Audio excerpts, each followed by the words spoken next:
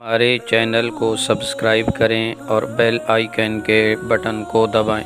غسل خواہ کسی بھی ناپاکی سے طہارت کا ہو، اس کا مسنون طریقہ ایک ہی ہے، وہ یہ ہے کہ پہلے ہاتھ دھوئے اور استنجا کرے، پھر بدن پر کسی جگہ نجاست لگی ہو اسے دھو ڈالے، پھر وضو کرے، پھر سارے بدن پر 3 مرتبہ اس ترتیب سے پانی بہائے کہ پہلے سر پر، پھر دائیں کندھے پر، پھر بائیں کندھے پر، اور جسم پر پانی بہاتے ہوئے جسم کو ملے۔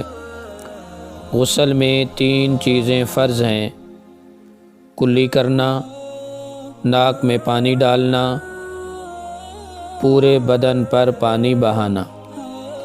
بدن کا اگر ایک بال بھی خشک رہ جائے تو غسل نہیں ہوگا اور انسان بدستور ناپاک رہے گا۔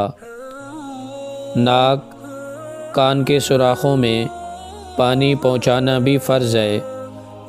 انگوٹھی، چھلا اگر تنگ ہو تو اس کو ہلا کر اس کے نیچے پانی پہنچانا بھی لازم ہے، ورنہ غسل نہ ہوگا۔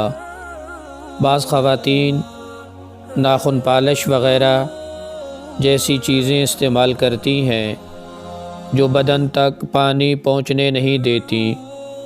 غسل میں ان چیزوں کو اتار کر پانی پہنچانا ضروری ہے۔ بعض اوقات بے خیالی میں ناخنوں کے اندر آٹا لگا رہ جاتا ہے، اس کو نکالنا بھی ضروری ہے۔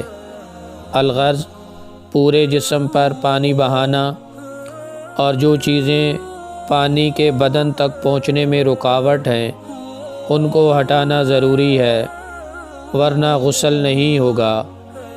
عورتوں کے سر کے بال اگر گندے ہوئے ہوں تو بالوں کو کھول کر ان کو تر کرنا ضروری نہیں، بلکہ بالوں کی جڑوں تک پانی پہنچا لینا کافی ہے۔